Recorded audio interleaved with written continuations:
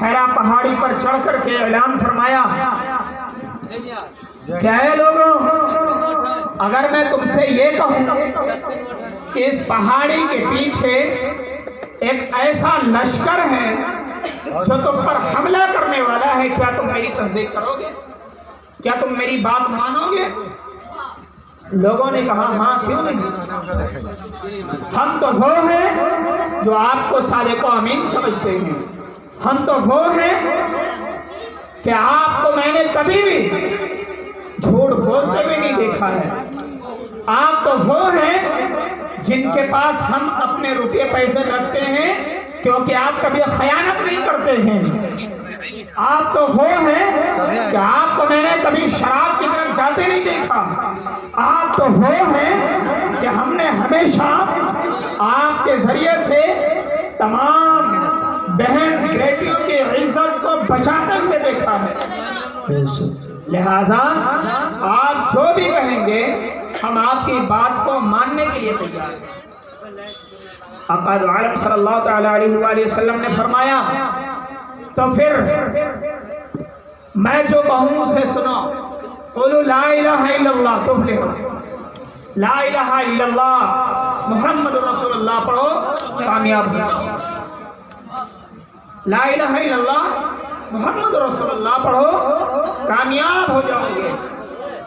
جب اتنا فرمایا ہے اللہ رب العزت کے محبوب صلی اللہ علیہ وسلم نے، تو پھر وہ قوم جس نے 40 سال شب و روز دیکھے تھے آپ عالم صلی اللہ علیہ وسلم کے، وہی قوم آپ کے خلاف ہو جاتی ہے، اور اتنی مخالف ہوئی کہ اس نے ظلم کی انتہا کر دی، آقا عالم صلی اللہ علیہ وسلم کو ستانا شروع کر دیا، اور وہ جو سب سے پہلے ایمان لائے وہ کوئی اور نہیں بلکہ بچوں میں سب سے پہلے ایمان لانے والے حسنین کے بابا سید کائنات کے شوہر اور ابو طالب کے بیٹے حضرت مولا کائنات حضرت علی رضی اللہ تعالیٰ عنہ، سبحان اللہ علیہ وسلم۔ جب کوئی ایمان نہیں لایا اس وقت ایمان لانے والوں میں سب سے پہلے بچوں میں حضرت علی رضی اللہ عنہ جو ایمان لائے، اور ایمان لانے کے بعد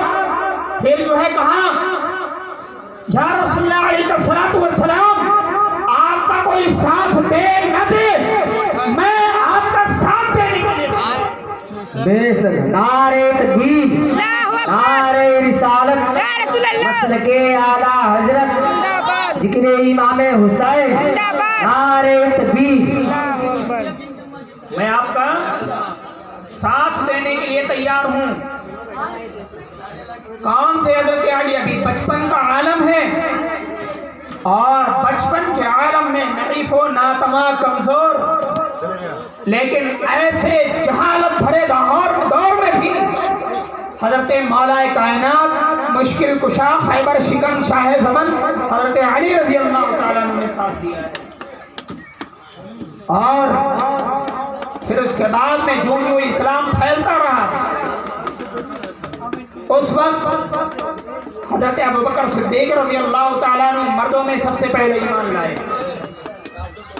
آپ میری طرف توجہ دیں، میری طرف، کہ آپ ماحول کو جو ہے بگاڑے نہیں، توجہ کے ساتھ بات سنیں تب بات سمجھ میں آئے گی، ورنہ کوئی مطلب نہیں نکلے گا، نہ ہمیں بلانے کا نہ یہاں آپ کو بیٹھ کر کے نیند خراب کرنے کا۔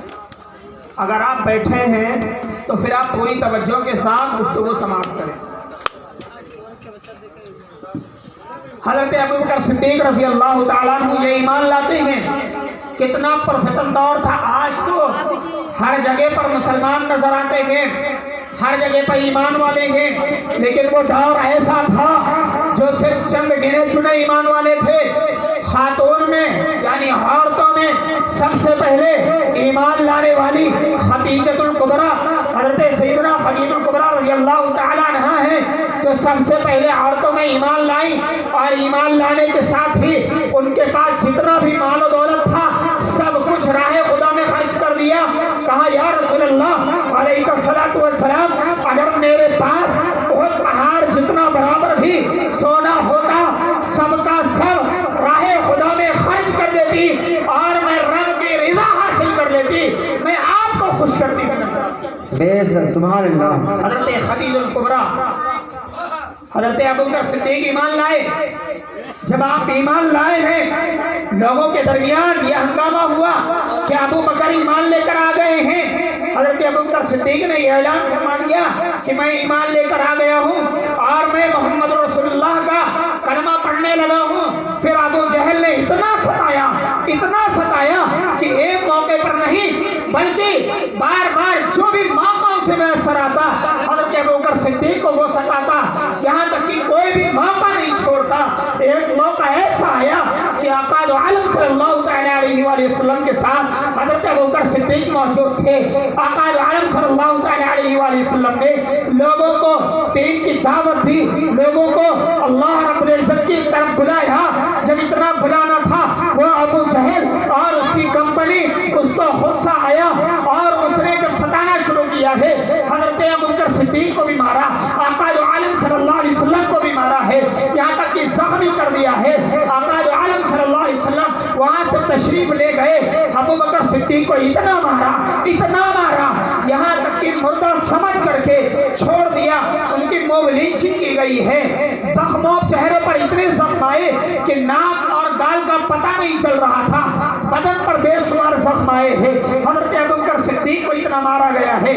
آپ کو اٹھا کر جب لے کر لایا گیا گھر میں تو آپ نے جب پہلے آنکھ کھولی ہے ہوش میں آئے، بے ہوشی سے باہر نکلے، سب سے پہلے ان کی زبان پر اگر کوئی بات تھی تو وہ یہ تھی کہ میرے آقا دو عالم صلی اللہ علیہ وآلہ وسلم کی حالت کیسی ہے، آقا دو عالم صلی اللہ علیہ وسلم کی طبیعت کیسی ہے. میں جس حال میں بھی ہوں میں راضی ہوں، کہیں آقا دو عالم صلی اللہ علیہ وسلم کو کوئی تکلیف تو نہیں پہنچی ہے. جو آقا دو عالم صلی اللہ علیہ وسلم کے بارے میں جب آپ نے اس طریقے سے جملے ارشاد فرمائے ہیں تو آپ کی والدہ نے کہا ہے تم پہلے اپنی حالت تو دیکھو پھر جا کر کے محمد رسول اللہ کی حالت کے بارے میں بات کرنا. ابو بکر نے کہا تھا امی جان یہ جان ایک کیا ہے، ابو بکر کے پاس ہزاروں جان ہوتی، ہزاروں جان کو محمد کے نام پر قربان کرتے. سبحان اللہ. نعرہ تکبیر، نعرہ رسالت، مسلک اعلی حضرت ذکر امام حسین، نعرہ تکبیر. ہزاروں جانوں کو نبی کے نام پر قربان کر دیتا. جب ہوش میں آئے تو آپ نے کہا مجھے آقا دو عالم صلی اللہ علیہ وسلم کو دیکھنا ہے، مجھے اپنے محبوب کو دیکھنا ہے. پھر آپ کو کندھوں پر اٹھا کر کے بارگاہ رسالت امام نے پیش کیا. آقا دو عالم صلی اللہ علیہ وآلہ وسلم نے دیکھا تو آپ کے آنسو جاری ہو گئے اور آقا دو عالم صلی اللہ علیہ وآلہ وسلم نے دست مبارک بلند فرما کر کے اور پھر دعا فرمائی ہے، ثابت قدمی کی دعا فرمائی. اور جو ظلم و ستم آپ کے یاروں پر ہو رہے تھے ان کے حوالے سے یہ دعا فرمائی کہ مولا تبارک و تعالی ان کے پائے استقلال میں مزید طاقت عطا فرما. یہ صحابہ کرام ہیں جو ایمان لاتے اور سب سے پہلے ان کو آزمائشوں کے بھٹی سے گزرنا.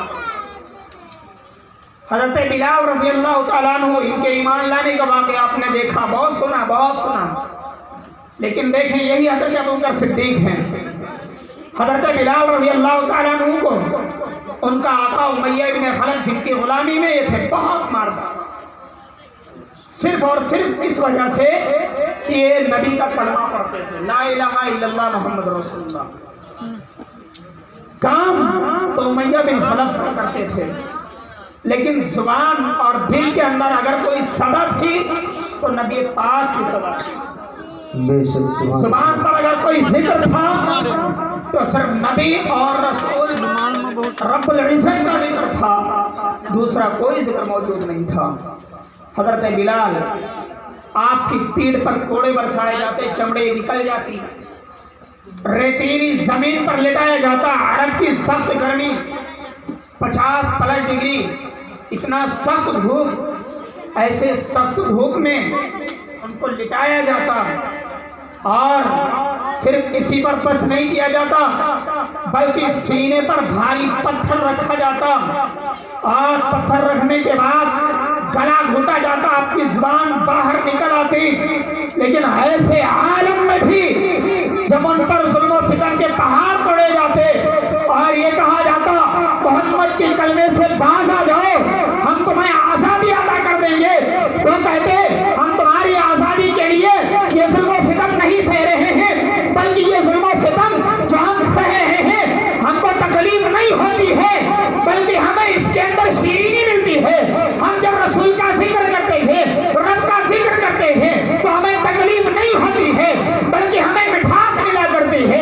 हमें तकलीफ नहीं होती है, बल्कि हमें शीरीनी मिला करती है।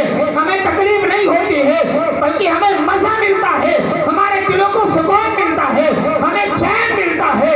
हमें जख्म देने पर तकलीफ नहीं बल्कि आराम मिला करता है। ये एक तो जख्म क्या है, हजारों जख्म बदन पर आ जाए, ये बिलाल सारे जख्मों को तैयार हो जो है सहने के लिए तैयार है। बेशक सुभान अल्लाह। हज़रत बिलाल रज़ी अल्लाह ताला अन्हु ने जख्म पर जख्म सह जाते हैं, लेकिन नबी के कलमे को नहीं छोड़ रहे हैं।